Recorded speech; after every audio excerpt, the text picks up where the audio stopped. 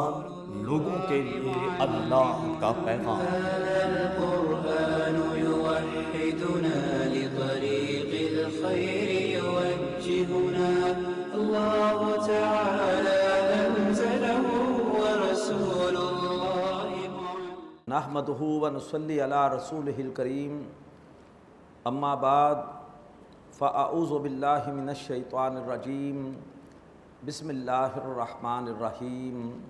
ولما توجہ تلقاء مدین قال عسى ربی ان یہدینی سواء السبیل، صدق اللہ العظیم۔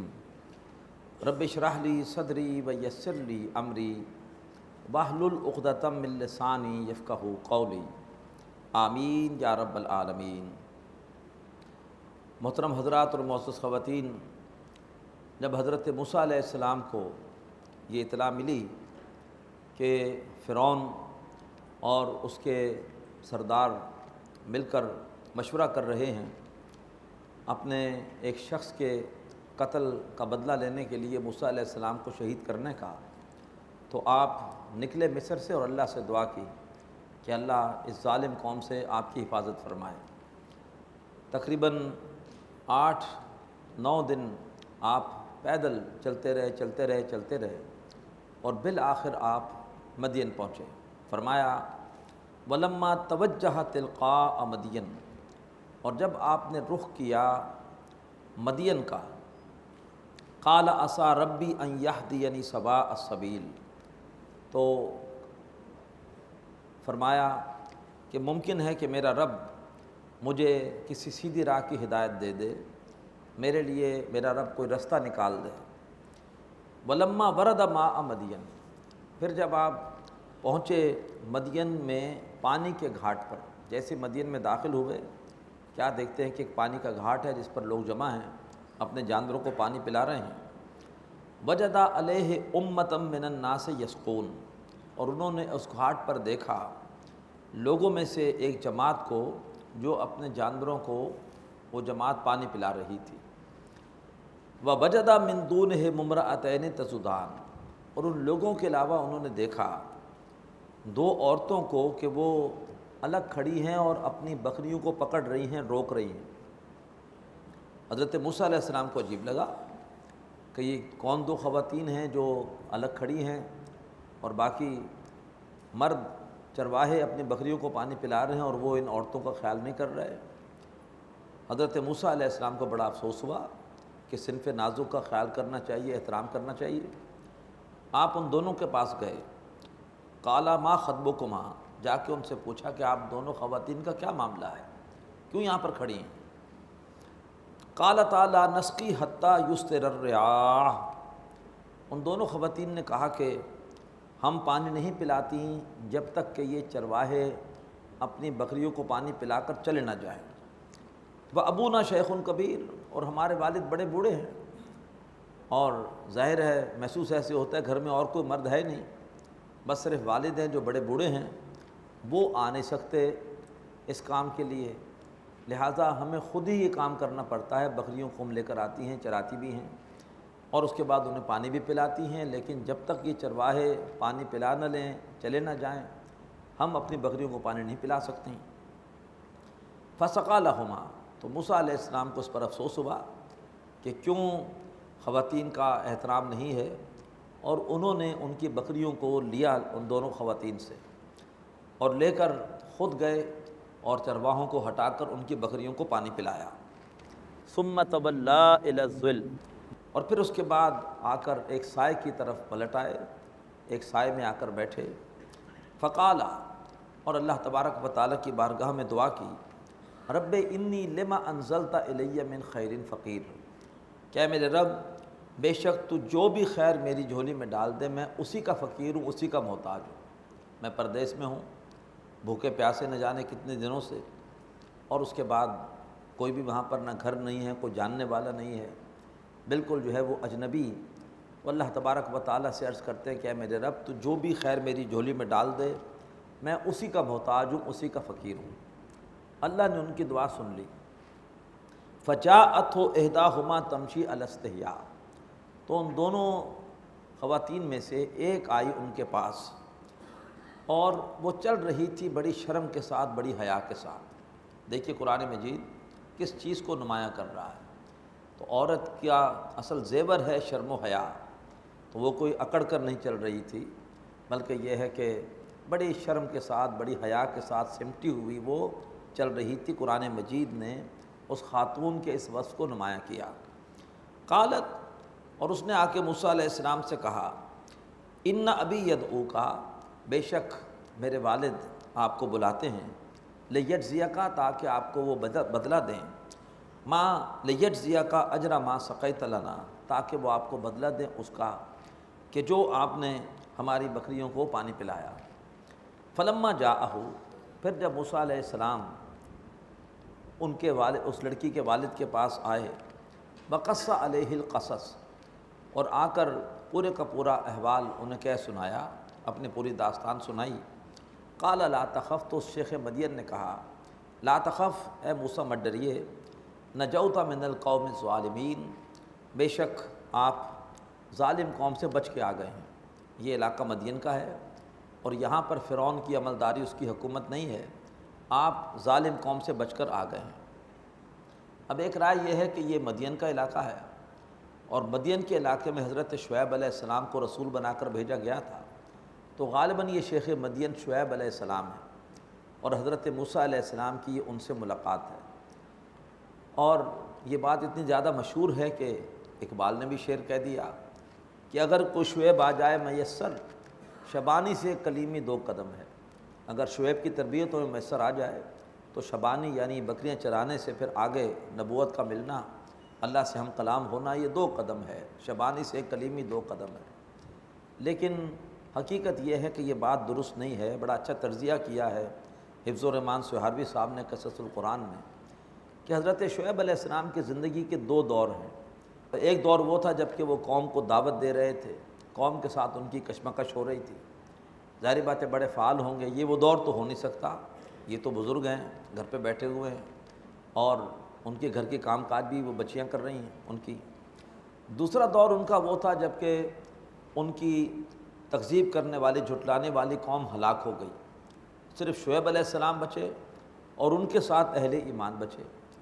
اگر یہ دوسرا دور ہوتا تو وہ اہل ایمان کبھی بھی شعیب علیہ السلام کی بچیوں کے ساتھ یہ سلوک نہ کرتے کہ اپنے پیغمبر کی بچیاں کھڑی ہوئی ہیں اور وہ اپنی بکریوں کو پانی پلا رہے ہیں۔ جو بھی امتی ہوتے ہیں، نبی پر ایمان رکھتے ہیں، وہ تو نبی کا پورا احترام اور ان کا پورا خیال کرتے ہیں۔ تو نہ پہلا دور محسوس ہوتا ہے حضرت شعیب علیہ السلام کا جب کہ دعوت دے رہے تھے، اور نہ دوسرا دور محسوس ہوتا ہے جب کہ ان کے ساتھ صرف اہل ایمانی بچے تھے۔ تو یہ کوئی اور بزرگ ہیں، یہ حضرت شعیب علیہ السلام نہیں ہیں۔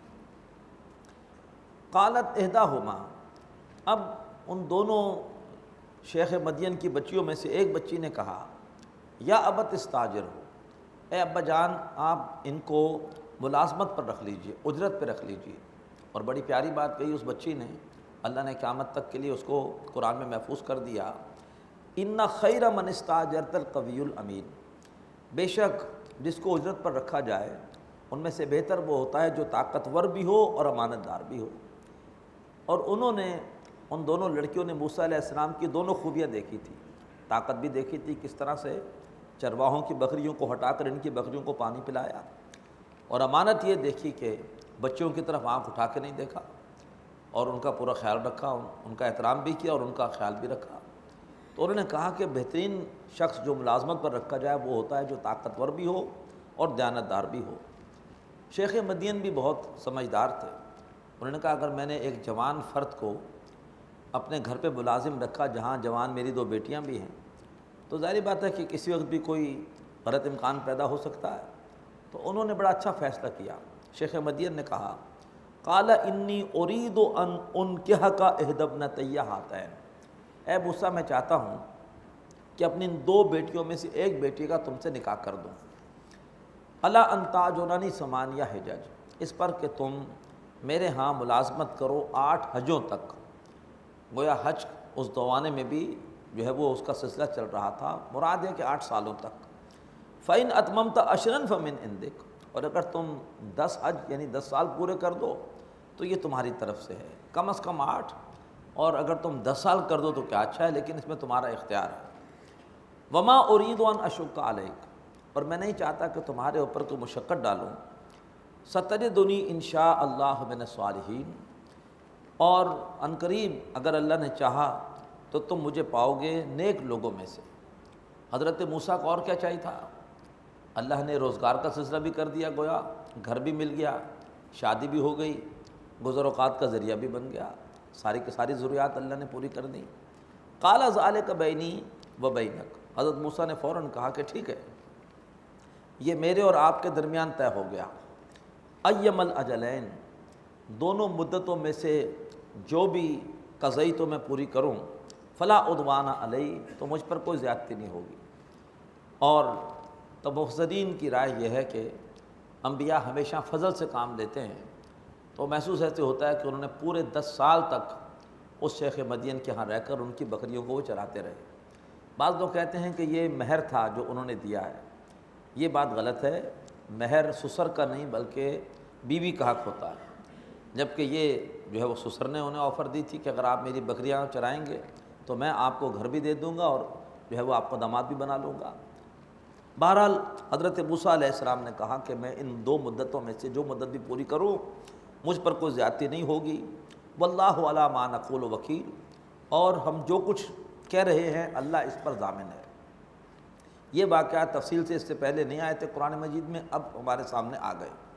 اب اس کے بعد جو اگلے واقعات آ رہے ہیں وہ اس سے پہلے بھی ہمارے سامنے آتے رہے ہیں۔ فلما قضا موسیٰ الاجل، تو جب موسیٰ علیہ السلام نے مدت مکمل کی، وسار بأہلہ، اور اپنے گھر والوں کو لے کر چلے مصر کی طرف۔ ارادہ تھا خاموشی سے مصر میں جائیں گے اور جا کر آباد ہو جائیں گے، فرعون کو معلوم بھی نہیں ہوگا کہ موسیٰ دوبارہ آ گئے۔ اپنے گھر والوں کو لے کر چلے مصر کی طرف۔ آنس من جانب طور نارا، تو طور پہاڑ کی ایک طرف انہوں نے دیکھی آگ۔ قال لأہلہم کثوا، اپنے گھر والوں سے کہا کہ ذرا ٹھہرو، انی آنست نارا، بے شک میں نے دیکھی ہے آگ، لعلی آتیکم منہا بخبر، شاید کہ میں اس آگ کے پاس جا کر کوئی اطلاع لے آؤں آگے جانے کے حوالے سے، اور جذبۃ من النار، اور یا میں آگ میں سے کوئی حصہ لے آؤں، لعلکم تصطلون، تاکہ تم اس سے حرارت حاصل کرو۔ فلما اتاہا، تو جب حضرت موسیٰ علیہ السلام اس آگ کے پاس آئے، نودی من شاط الوادی الایمن فی البقعۃ المبارکۃ من الشجرہ، تو وادی کے دائیں کنارے سے درخت کے مبارک حصے سے آواز آئی، ان یا موسیٰ انی انا اللہ رب العالمین، کہ اے موسیٰ بے شک میں اللہ ہوں جو تمام جہانوں کا رب ہے۔ وَأَنْ أَلْقِ عَصَاكَ، اور اے موسیٰ ذرا اپنا عصا پھینک دو۔ فلما رآہا تہتز کأنہا جان، تو جب موسیٰ علیہ السلام نے اس کو دیکھا عصا کو پھینکنے کے بعد کہ وہ حرکت کر رہا ہے گویا کہ وہ سانپ، وَلَّا مُدْبِرًا وَلَمْ يُعَقِّبْ، وہ انہوں نے رخ پھیرا، پیٹھ پھیر کر رخ پھیرا بھاگے اور پیچھے مڑ کے بھی نہ دیکھا۔ یا موسیٰ اقبل ولا تخف، اے موسیٰ واپس آؤ اور مت ڈرو، انک من الآمنین، تم پوری طرح سے امن میں ہو۔ اسلک یدک فی جیبک، اپنے گریبان میں اپنا ہاتھ ڈالو، تخرج بیضاء من غیر سوء، وہ نکلے گا چمکتا ہوا بغیر کسی بیماری کے۔ وضمم الیک جناحک من الرہب، اور کبھی بھی خوف ہو تو اپنے بازو اپنے جسم کے ساتھ ملا لو، جب بھی تمہیں کو ڈر لگے اپنے بازو اپنے جسم کے ساتھ ملا لو۔ فذانک برہانان من ربک، تو یہ 2 دلیلیں ہیں تمہارے رب کی طرف سے، الی فرعون و ملئہ، فرعون اور اس کے سرداروں کی طرف، انہم کانوا قوما فاسقین، بے شک وہ فاسق نافرمان لوگ ہیں۔ قال رب انی قتلت منہم نفسا، حضرت موسیٰ علیہ السلام نے عرض کی کہ اے میرے رب بے شک میں نے ان کے ایک آدمی کو قتل کر دیا تھا، فاخاف ان یقتلون، تو مجھے ڈر ہے کہ مجھے دیکھتے ہی مار دیں گے، وہ تو میرے دشمن ہیں اور میں تو وہاں سے فرار ہو گیا تھا اس وقت، جیسے میں ان کے پاس گیا فرعون کے پاس تو وہ تو مجھے قتل کر دے گا۔ وَأَخِي ہارون، اور جو میرا بھائی ہارون ہے علیہ السلام، هُوَ أَفْصَحُ مِنِّي لِسَانًا، وہ مجھ سے گفتگو کے اعتبار سے زیادہ فصیح ہے، زیادہ عمدہ انداز سے اپنا مافی و ضمیر بیان کرتا ہے۔ فَأَرْسِلْهُ مَعِيَ رِدْءًا، تو اسے میرے ساتھ بھیجیے مدد کے لیے، یصدقنی کہ وہ میری تصدیق کرے، انی اخاف ان یکذبون بے شک میں ڈرتا ہوں کہ وہ یعنی فرعون اور اس کے سردار وہ مجھے جھٹلا دیں گے۔ قالا اللہ نے فرمایا سنشد عضدک باخیک، ہم ان قریب مضبوط کریں گے تمہارے بازو تمہارے بھائی کے ذریعے سے، ونجعل لکما سلطانا، اور ہم تم دونوں کے لیے ایک ایسی دلیل مقرر کر دیں گے، ایک ایسا غلبہ تمہیں دے دیں گے، فلا یصلون الیکما بآیاتنا، کہ ہماری نشانیوں کی وجہ سے وہ تمہاری طرف نہیں بڑھ سکیں گے، وہ تم دونوں کے خلاف کوئی اقدام نہیں کر سکیں گے، ایسی نشانیاں دے دیں گے کہ وہ تمہارے خلاف کچھ نہیں کر سکیں گے۔ انتما ومن اتبعکم الغالبون، تم دونوں اور جو بھی تمہاری پیروی کرنے والے ہیں وہی غالب آئیں گے۔ فلما جاءہم موسیٰ بآیاتنا بینات، تو جب موسیٰ علیہ السلام ان کے پاس آئے ہماری واضح نشانیوں کے ساتھ، قالوا ما ھذا الا سحر مفترا، تو انہوں نے کہا کہ یہ نہیں ہے مگر ایک جادو جو گھڑا ہوا ہے، وما سمعنا بھذا فی آبائنا الاولین، اور ہم نے ایسا اپنے پچھلے باپ دادا میں نہیں سنا، ہمیں نہیں پتہ کہ کوئی اس طرح سے انسان رسول بن کر آیا اور ایسے معجزے لایا ہو، یہ معجزے نہیں ہیں، یہ جادو ہے۔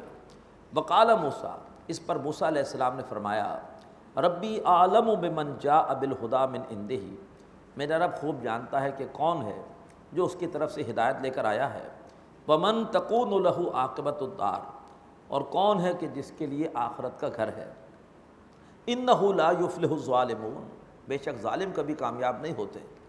وقال فرعون، اب فرعون نے لوگوں کی توجہ موسیٰ علیہ السلام کی دعوت سے ہٹانے کے لیے ایک جو ہے وہ نمائشی کام کرنا شروع کیا۔ خواب سے بیدار ہوتا ہے ذرا محکوم، اگر پھر صلح دیتی ہے اس کو حکمراں کی ساحری، تو توجہات سے ہٹانے کے لیے فرعون نے ایک جو ہے وہ اپنے وزیر حامان کے ذریعے سے ایک اور دھندا شروع کیا تاکہ لوگ اس کی طرف متوجہ ہو جائیں اور موسیٰ علیہ السلام کی دعوت سے ان کی توجہ ہٹ جائے۔ وقال فرعون، فرعون نے کہا یا ایھا الملأ، کہ اے سردارو، ما علمت لکم من الہ غیری، میں تمہارے لیے اپنے سوا کوئی اور معبود نہیں پاتا، نہیں جانتا۔ فاوقد لی یا حامان علی الطین، تو اے حامان تم میرے لیے ذرا گارے کو آگ دو، گارے کو جلاؤ، گارے کو جلا جلا کے پکی پکی اینٹیں بناؤ، فاجعل لی سرحن، اور پھر میرے لیے ایک اونچا سا محل بنا دو، لعلی اطلع الی الہ موسیٰ، تاکہ میں ذرا اوپر جا کر جھانک کر موسیٰ علیہ السلام کے معبود کو دیکھ کر آؤں۔ زمین پر تو میں نے بہت دیکھا ہے، مجھے نظر نہیں آیا اپنے سوا کوئی اور معبود، میں ہی ہوں، شاید آسمانوں میں موسیٰ کا معبود ہو، تو ایک اونچا سا محل بنا دو، میں اس پر چڑھ کر جاؤں گا اور جا کر دیکھ کر آؤں گا کہ وہاں کوئی موسیٰ کا معبود ہے بھی ہے کہ نہیں۔ تو مقصود یہ تھا کہ اب لوگ دیکھیں گے کہ اینٹیں تیار ہو رہی ہیں، اب اس کے بعد محل بن رہا ہے، اس کے بعد فرعون صاحب محل پر چڑھ کر گئے ہیں، تو یہ حرکت تھی اس کی لوگوں کی توجہ موسیٰ علیہ السلام کی دعوت سے ہٹانے کے لیے۔ وَإِنِّي لَأَظُنُّهُ مِنَ الْكَاذِبِينَ، اور فرعون نے کہا کہ میں تو یہ گمان کرتا ہوں کہ موسیٰ علیہ السلام معاذ اللہ ثم معاذ اللہ جھوٹوں میں سے ہیں۔ وَاسْتَكْبَرَ هُوَ وَجُنُودُهُ فِي الْأَرْضِ بِغَيْرِ الْحَقِّ، تو تکبر کیا اس نے بھی اور اس کے لشکروں نے بھی زمین میں ناحق۔ وَظَنُّوا، اور وہ یہ سمجھتے رہے، أَنَّهُمْ إِلَيْنَا لَا يُرْجَعُونَ، کہ بے شک وہ ہماری طرف لوٹ کر نہیں آئیں گے۔ فَأَخَذْنَاهُ وَجُنُودَهُ، تو ہم نے پکڑ لیا اس کو بھی اور اس کے لشکروں کو بھی۔ فَنَبَذْنَاهُمْ فِي الْيَمِّ، اور ہم نے انہیں دریا میں غرق کر دیا۔ فَانظُرْ كَيْفَ كَانَ عَاقِبَةُ الظَّالِمِينَ، پس نبی دیکھیے کہ کیا انجام ہوا ظالموں کا۔ وَجَعَلْنَاهُمْ أَئِمَّةً يَدْعُونَ إِلَى النَّارِ، اور ہم نے انہیں امام بنا دیا کہ وہ لوگوں کو آگ کی طرف بلا رہے ہیں۔ ایک امام ہوتا ہے جو لوگوں کو ہدایت کی طرف بلاتا ہے، یہ بدبخت کفر کے امام ہیں جو لوگوں کو آگ کی طرف بلا رہے ہیں۔ وَيَوْمَ الْقِيَامَةِ لَا يُنصَرُونَ، اور روز قیامت ان کی مدد نہیں کی جائے گی۔ وَأَتْبَعْنَاهُمْ فِي هَٰذِهِ الدُّنْيَا لَعْنَةً، اور ہم نے اس دنیا میں ان کے پیچھے لعنت لگا دی ہے۔ فرعون کا لفظ گالی بن چکا ہے، اور کوئی بھی رہتی دنیا تک فرعون کے لیے کوئی اچھے الفاظ استعمال نہیں کرے گا۔ فرمایا ہم نے ان کے پیچھے دنیا میں لعنت لگا دی۔ وَيَوْمَ الْقِيَامَةِ هُمْ مِنَ الْمَقْبُوحِينَ، اور قیامت کے دن بھی وہ کبھی یعنی برے لوگوں میں شمار ہوں گے۔ وَلَقَدْ آتَيْنَا مُوسَى الْكِتَابَ مِن بَعْدِ مَا أَهْلَكْنَا الْقُرُونَ الْأُولَىٰ، اور ہم نے موسیٰ علیہ السلام کو کتاب دی اس کے بعد کہ ہم نے کئی پہلی نسلوں کو ہلاک کر دیا تھا۔ 5 قوموں کو جن کا ذکر بار بار آیا اللہ ہلاک کر چکے تھے، اور اس کے بعد پھر موسیٰ علیہ السلام کا زمانہ آیا اور انہیں کتاب دی گئی۔ بصائر للناس، وہ ایسی کتاب تھی جو لوگوں کی آنکھیں کھول دینے کے لیے کافی تھی۔ وہدی ورحمہ، وہ ہدایت بھی تھی اور رحمت بھی تھی۔